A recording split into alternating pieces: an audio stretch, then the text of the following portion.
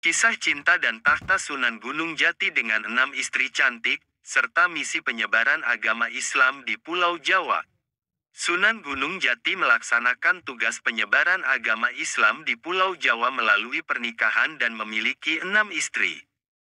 Sunan Gunung Jati menikahi 6 istri yang berasal dari putri tokoh-tokoh penting untuk membantu menyebarkan agama Islam di Pulau Jawa. Dengan menikahi 6 istri, Sunan Gunung Jati berhasil mendapatkan pengaruh yang luas dalam menyebarkan agama Islam di Pulau Jawa. Dilansir dari kanal YouTube Mayora Media pada Jumat, tanggal 8 Desember tahun 2023, disebutkan bahwa 6 istri dari Sunan Gunung Jati dinikahi pada waktu yang berbeda. Dalam sebuah naskah tasawuf yang tidak berjudul atau naskah kuningan yang diterjemahkan oleh Aman Wahju, disebutkan bahwa pernikahan Gunung Jati dilakukan setelah ia belajar di bawah bimbingan seorang ahli membaca Al-Quran, yaitu Pangeran Makdum, putra dari Raja Andalusia. 6 istri Sunan Gunung Jati tersebut adalah sebagai berikut. 1.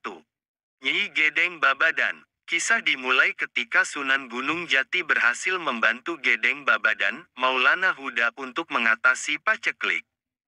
Gedeng Babadan menerima Sunan Gunung Jati untuk belajar agama Islam dan menjodohkannya dengan Nyi Gedeng Babadan.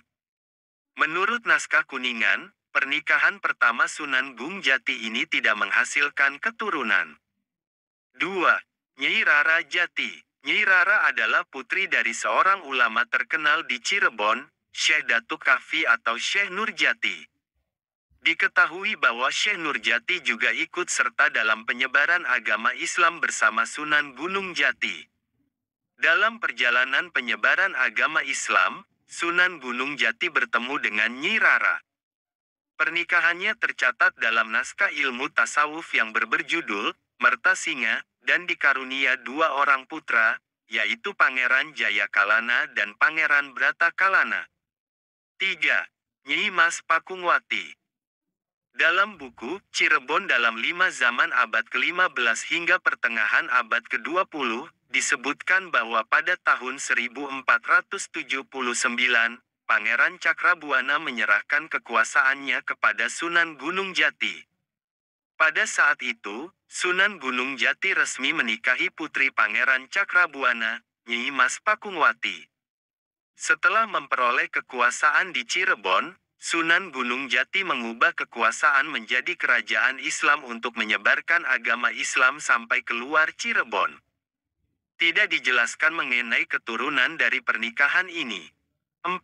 Nyi Tepasari Rara Tepasan. Sunan Gunung Jati menikah dengan putri Nyi Gedeng Tepasan, yaitu Rara Tepasan. Rara Tepasan juga merupakan cucu dari Raja Majapahit, Sri Angrahra. Identitas Sri Angrahra tidak secara pasti disebutkan dalam naskah kuningan.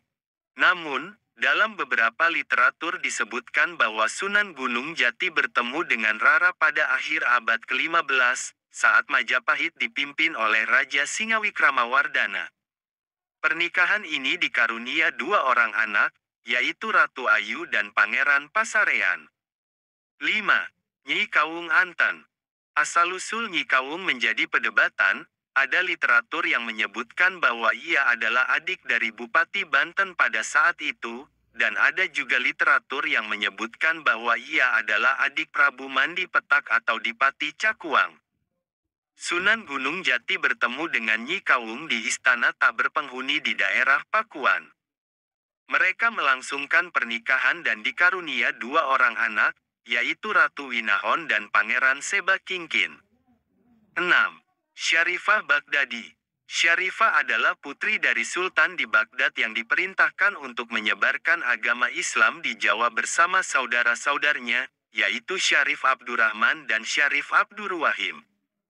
Ketiganya berguru di bawah bimbingan Syekh Nurjati dan diperkenalkan kepada Pangeran Cakrabuana, pendiri Cirebon. Syarifah Baghdadi menikah dengan Sunan Gunung Jati dan bersama-sama mereka menyebarkan agama Islam di wilayah Cirebon. Kepada Sultan Cirebon yakni Panembahan Ratu, cicit dari Sunan Gunung Jati. Panembahan Ratu kemudian menyempurnakan jenazah Kanjeng Sunan Kalijaga. Ada yang meriwayatkan Sang Sultan hanya menemukan kain Kanjeng Sunan saja.